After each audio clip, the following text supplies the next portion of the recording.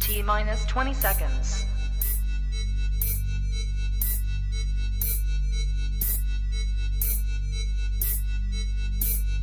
10, 9, 8, 7, 6, 5, 4, 3, 2, 1, 0.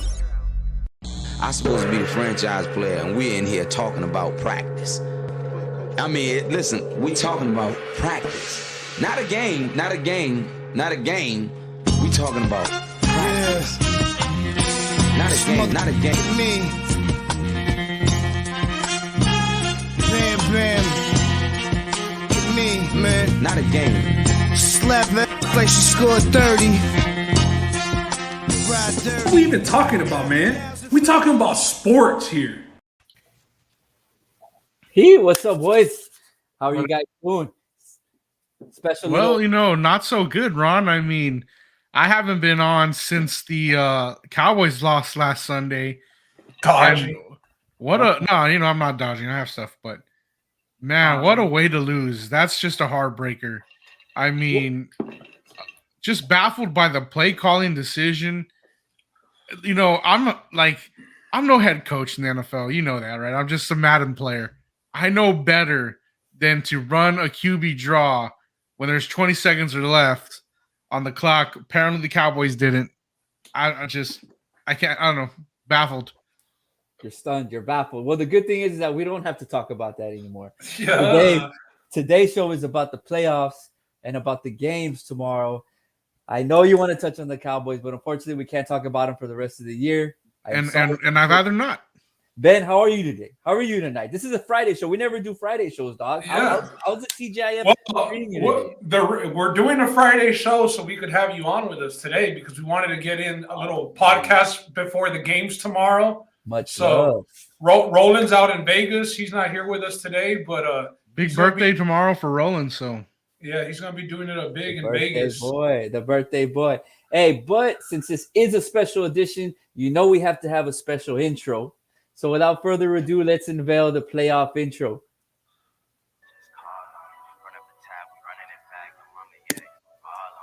Oh, there it is. Yeah, there we go. There it is. Pushing P playoffs. Technical difficulties. Little technical difficulties, but hey, we're pushing P for pushing playoffs. All right.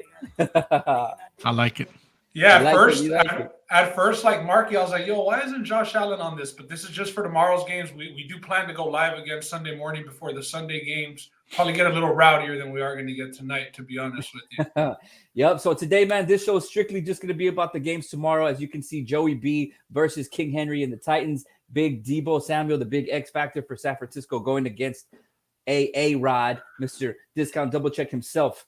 So without further ado, like Roland always says, let's just get into it, man. Let's dive into the games. We'll let y'all know what we think. We'll let y'all know what side we're on. If you guys agree with us or if you don't agree with us, let us know in the comment box. We already got some Niners fans in here. Irvin talking about them Niners fans. Rick, big Niners fan also. Still rubbing it in on Justin a little bit because since he hasn't what's up, Rick? I feel like you just been pouring a little salt in my wounds ever since the loss. Like I think he enjoys my misery. I don't know what it is. Rick was getting nice guy awards from Ron 2 weeks ago, and now he's flipped it up. He's the heel now that he's a champion. Cuz he's walking around like he flipped the switch on me. He went full heel. Definitely don't appreciate that. But Saturday, man, tomorrow at 3:30 on CBS. Hopefully, our boy Tony Romo gets the call.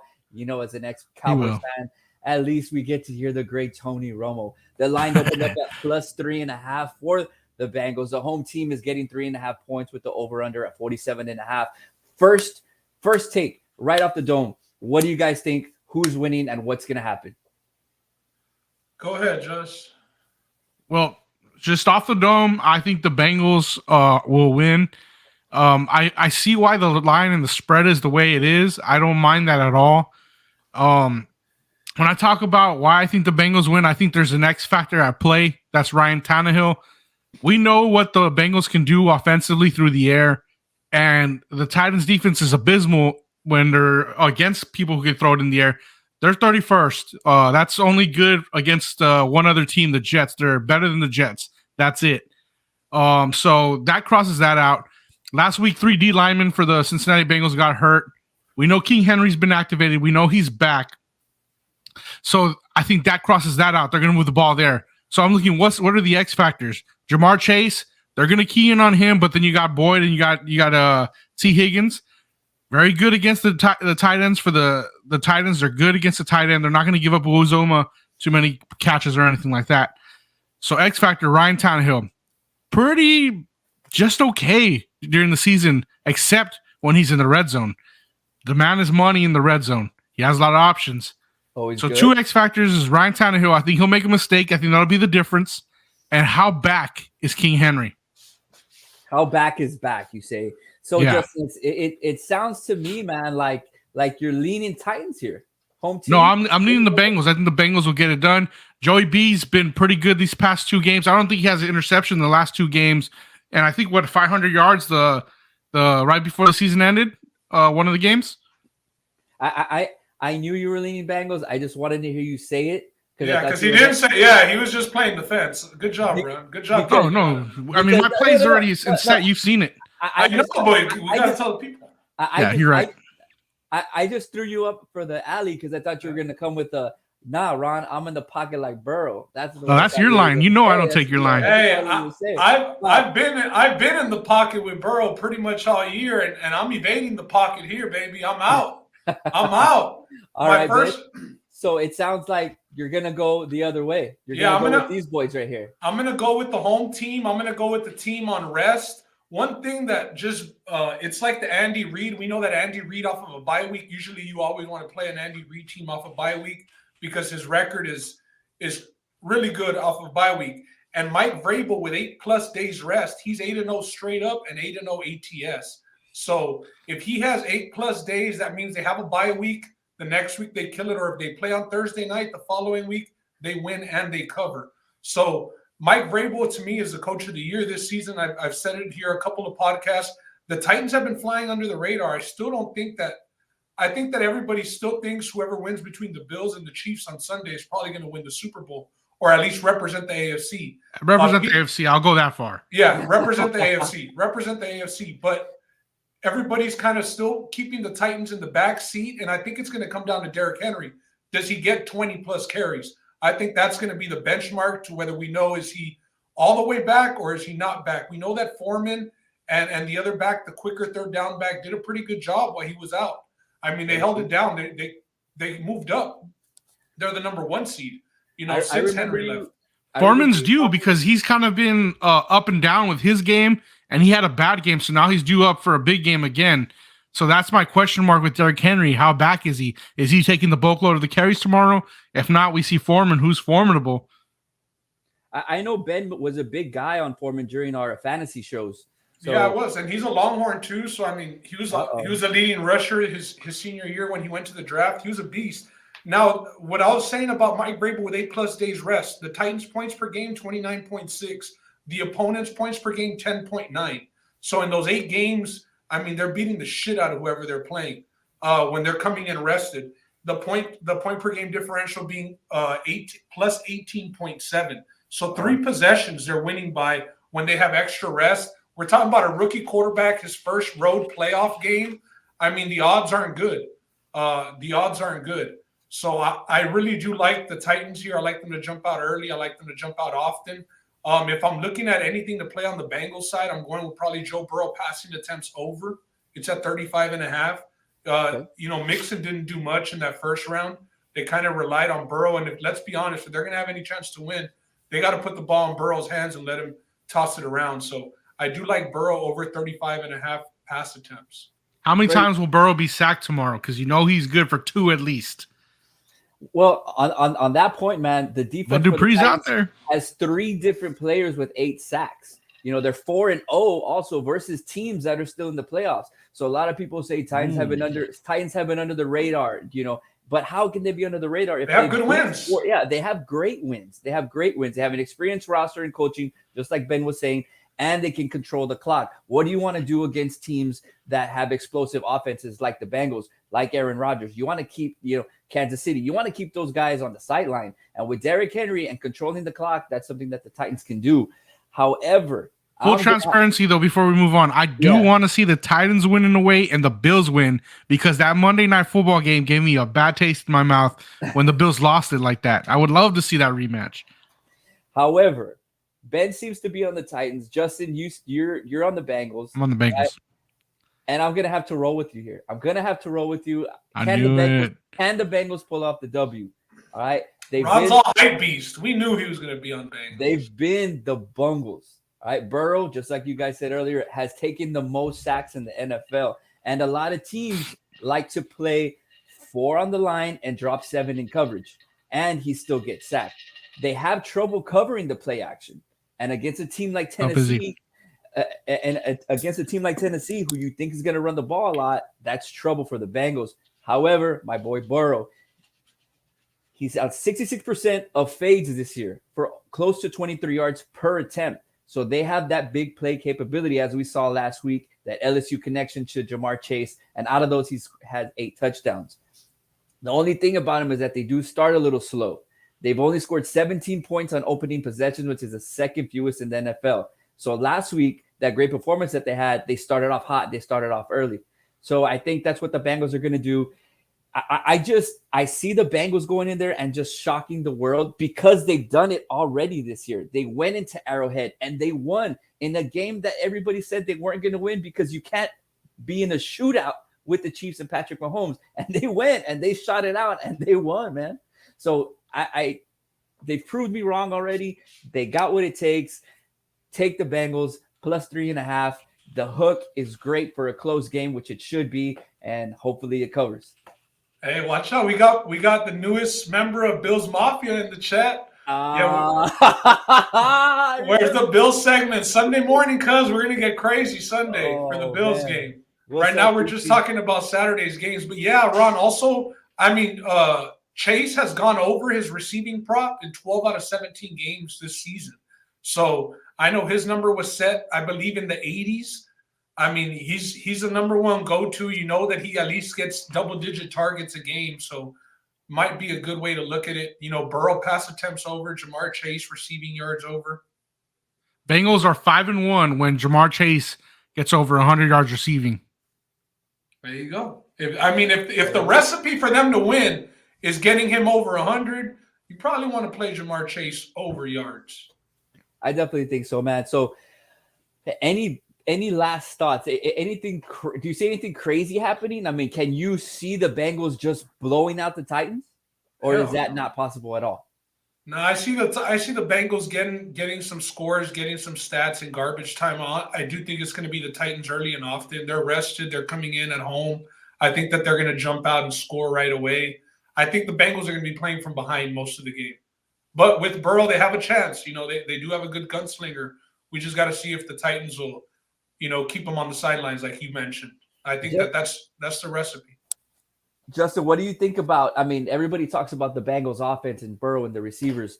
Anything that since you are taking the Bengals, do you think that the defense will be strong enough and last 4 quarters? Because the recipe for Derrick Henry, it's use them kind of, sporadically in the first quarter, second quarter, and then in that late third quarter, fourth quarter, it's just pound the rock with Henry and just wear that defense down. What do you think about the Bengals defense, since we talk about so much about the offense? Can they keep up with Tennessee? Well, like I mentioned earlier, 3 D linemen went out last week against the Raiders for the Bengals defense. If that's the case, and my biggest question mark is how back is Henry? If he's good to go, can get a full workload, that's a big time thing for the Titans offense, because they're run balanced. Geno Atkins ain't walking through that door, right? Yeah. So it depends on Henry and how back he is. I mean, that's my big question mark. If he's at full strength, man, Bengals are in for it tomorrow. It's going to have to put up a tough sled. Yeah. All right, boys. So that was it. That was the Bengals and the 3:30 game. Bengals and Titans at 3:30. So the game right after that, the team that us Cowboy fans do not want to talk about, but we have to, because this should be us right here. Justin. This should be a picture of Dak Prescott on the left here. It should be him, you know? But Yeah, it should be unfortunately, us. I think y'all would have been going into Tampa if y'all had won. well, either way, instead of a 49er, it should be a Dallas Cowboy up there, Ben. That should be it. But anyway, regardless of it, Saturday at 7:15, the second game, we have the Niners and we have Green Bay, and it's on Fox. So we'll probably get Joe Buck and our boy Troy Aikman. So if you think about it, Justin, we're gonna watch the Cowboys on Saturday no matter what, because we got Romo in the first game and we got Aikman on the second game. I think Romo's going to be calling the Bills and Chiefs game on CBS. Okay, That's the big game. That's the A little big game this weekend. Primetime Romo for the primetime Bills or what? Last weekend he was on Sunday doing the Bucks game also, so I think they're saving Romo for Sunday.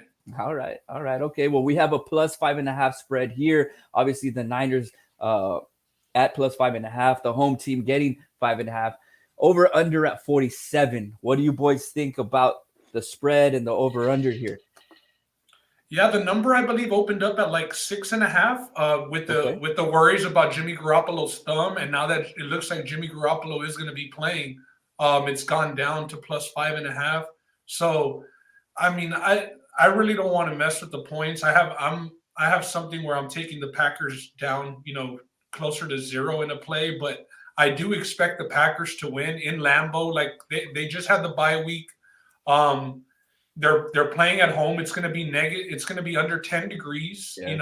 It's going to be cold as hell. Jimmy Garoppolo, I don't know, man. Jimmy Garoppolo's never played in a game.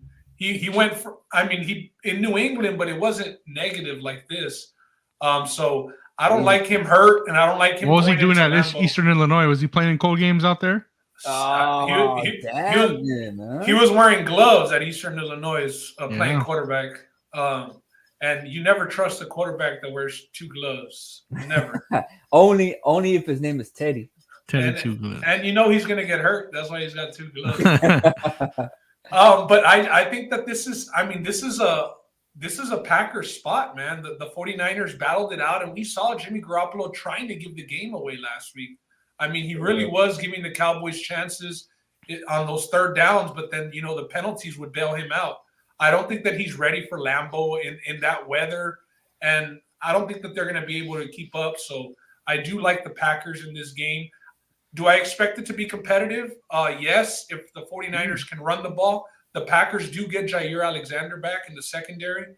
He was hurt most of the year. We know he's our number 1 DB. So they're going to need him against Deebo Samuel. When Deebo Samuel has a big game, the 49ers usually win. So that's going to be the key for them, getting Deebo Samuel going early and often. All right. That's a great analysis there, Ben. Justin, what do you got on this game, man? What side are you on? I'm on Green Bay side, but I don't think it's going to be a walk in the park. I think that 5.5's a lot. Green Bay's very good against the pass on defensively, but they're terrible against the run. They give up 4.7 yards per carry. That's 29th in the league. Deebo was averaging 7.2 yards per carry last week. So Deebo's going to eat. Elijah Mitchell's going to eat. The difference maker here again is going to be Jimmy G. Just like last week, gave up a touchdown. I expect him to give up another interception. No touchdowns last week. I expect him to give up another interception this week. And I think that'll be the difference maker. I think Green Bay will win in the end, and that big old Lambeau lights in the cold will be the difference maker. All right. As we can see up here, just like you mentioned, Jimmy G is going to be Jimmy G. He's going to throw a pick. He's probably have a fumble. Something's going to happen with Jimmy G, especially with the hurt shoulder, the thumb, and the fact that he's just Jimmy G. Packers are 11-0 with at least 1 takeaway. So if you think that Jimmy G is going to have some kind of turnover during the game, this should be Packers getting the 12-0. And the odds on Jimmy G having a turnover are better than 50-50. You got to think, and if you're just capping it off that and going off that 11-0 just with 1 takeaway and then at home, like, bro, we know Jimmy's good for 1 turnover throughout the game. He can't go perfect. He threw one against Dallas. Yeah. And then he missed Ayuk for an easy first down big time too. But he should have thrown more than 1, bro. He had a lot of passes that were tipped that could have been intercepted. And just with that right there, with 1 turnover, 11-0, and I think it's like 65-35 that Jimmy's gonna, turn the ball over at least once. Niners, I believe, are 3-0. The last 3 games have won all 3 games against the Packers in the playoffs. So that's something to be concerned of as well. Aaron Rodgers. Was Jimmy G the QB for any of those? No, of course not. One of them was Mr. But I just got to give out the stats because regardless who's the quarterback, those are the numbers. Do y'all see the MVP having any trouble? Because we know that the Niners defense. I mean, Bosa's Brady's in this game. up. Bosa's back. He got cleared. Yeah, I know. He's back, but he's still a little banged up. But according to the stats, Ron, he's 2-5 against teams that play majority of his own defenses, and whenever he's rushed, he goes to the 26th ranked quarterback. So can the Niners do anything defensively to shake him, or is he just gonna be MVP style? No defense is gonna stop me. I have too many weapons. Yeah, I think we got to give the Niners the benefit of the doubt. I mean, they're going to play tough. They'll be in the game until Jimmy G fucks it up for them. That's how I think that it's going to go. I think that they're going to be in the game until Jimmy G makes that mistake. But yeah, their defense. A lot of people are saying that it's the best defense left in the playoffs. If you look at the teams that are left in the playoffs, with the Bucks, the Green Bay defense. No, the San Francisco defense. San Francisco defense. I mean, we saw them last week. They got to Dak. They sacked them about 4 times. You know, they shut down the run. They're a pretty well-balanced defense. They did have players get banged up. One of the best linebackers in the game. Warner, he did get banged up, but came back in the game. He will be playing. And they just get after the quarterback. So if they can get, like you said, play zone and get after the quarterback just with a natural 4-man pass rush, you know, your 4-down lineman, then that's going to be pretty damn good for the 49ers. They'll be looking all right until Jimmy G turns the ball over. Which he just does. I mean, that's just you can almost plan for that to happen. It's like that saying that death taxes and Jimmy G turning the ball over. A little nugget here. Going back to Roland's. I mean, I'm sorry. I'm thinking of Roland, man. He's just in my his birthday. He's on our mind, you know. Going back to what you guys were saying, you know, it's kind of been emphasizing Jimmy G and playing in cold weather, and then Justin said, hey, he was at Eastern Illinois. However, in his professional career, he has never played a game below 40 degrees, and it's gonna be way lower than 40 tomorrow in Lambeau. So let's see, man. Let's see how he gets it done. The spread's a little tricky. Because, it is a little too many points. Yeah, it is. It is 2 points, but I think that Green Bay does pull it off. As great and all the things that we've said about San Francisco, don't forget that it was a 1-possession game with the Cowboys. They did let the Cowboys come back into the game, even though they controlled most of it. You know, and obviously, as we know, Dak Prescott and the Cowboys are not Aaron Rodgers and the Green Bay Packers. So if San Francisco makes those mistakes, which I'm sure they will, they're playing again on the road. There's no way that you can play the way you did against the Cowboys, even though you won against this Green Bay team, because Aaron Rodgers will make you pay. Too many weapons and too many consistent weapons for Green Bay. So I'm going to go with the Packers on this one. Hopefully it is another, nail biter, something interesting, something that, we can have fun watching tomorrow night, because it is the 7:30 game. Just don't leave it up to Mason Crosby, Packers. That guy, oh man, you know how terrible he's been the whole regular season. The last thing the Packers need to do is leave their season in the foot of Crosby. He did hit that game winner against them though, against the 49ers. It was like a over 50-yarder. So he's an OG, but he's still pushing P. Huh? Another trend that I had seen was the last 17 games that have been played in weather below 10 degrees in Green Bay. They have all gone under the total of 45.5. So if we expect a grinded out game in some cold weather, the under's probably going to be in play. Under 47. Now, one guy that we haven't touched on because we've been on Jimmy G so much. Justin, what do you think about Debo? I mean, this guy is late.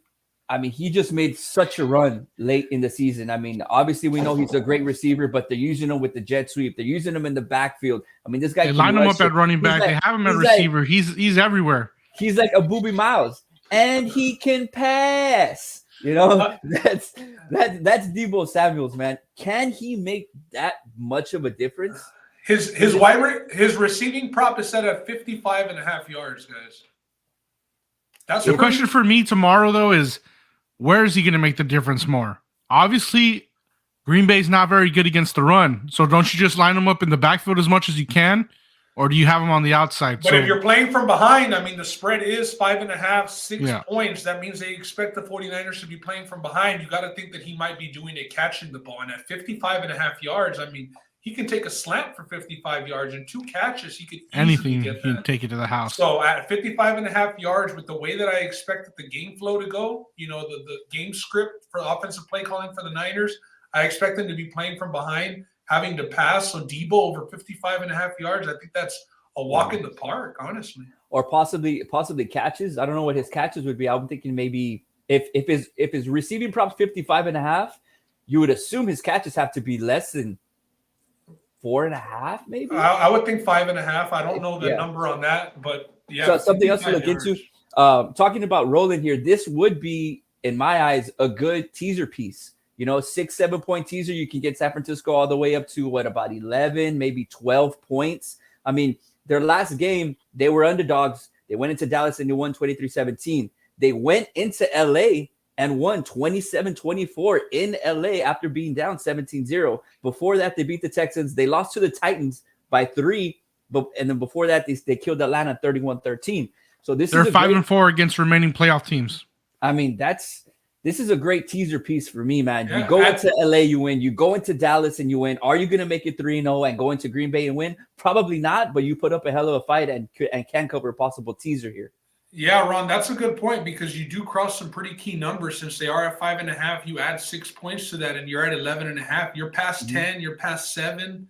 At 11.5, you're pretty good. You're I mean, 3, 7, 10, 8, those are the key numbers in football. And at 11.5, you're sitting pretty good. That's 2 possessions. You can still lose by 10 and cover. I like it, boys. Anything else that you guys have for this Green Bay Packers game? No, That's it for me, man. I got to go. Green Bay So Niners. All right. Well, before you go, if you can give us a couple more minutes of your time, all we have to get into is just the picks, baby. Justin, go first. Bengals and Packers. Like I said, I think the difference maker is Tannehill in that Bengals game. I think he's going to make the mistakes. His stats were pretty pedestrian when he's not in the red zone. He does have a lot of options there with his feet in the red zone or passing it with AJ Brown, Julio, and everyone else that's there. Packers game, I just think Jimmy G's the X factor in that one. He'll make his mistakes, and Packers will capitalize where the Cowboys didn't. Everything that Justin just said times 2 because we got the same teams, Bengals and Packers. Ben, you want to go? You want to go with your picks, man? And it sounds like you're kind of speaking for Roland too. Yeah, me, Justin, and Roland.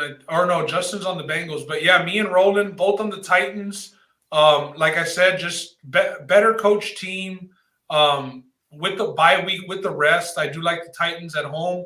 I'm not in the pocket with Burrow on this one.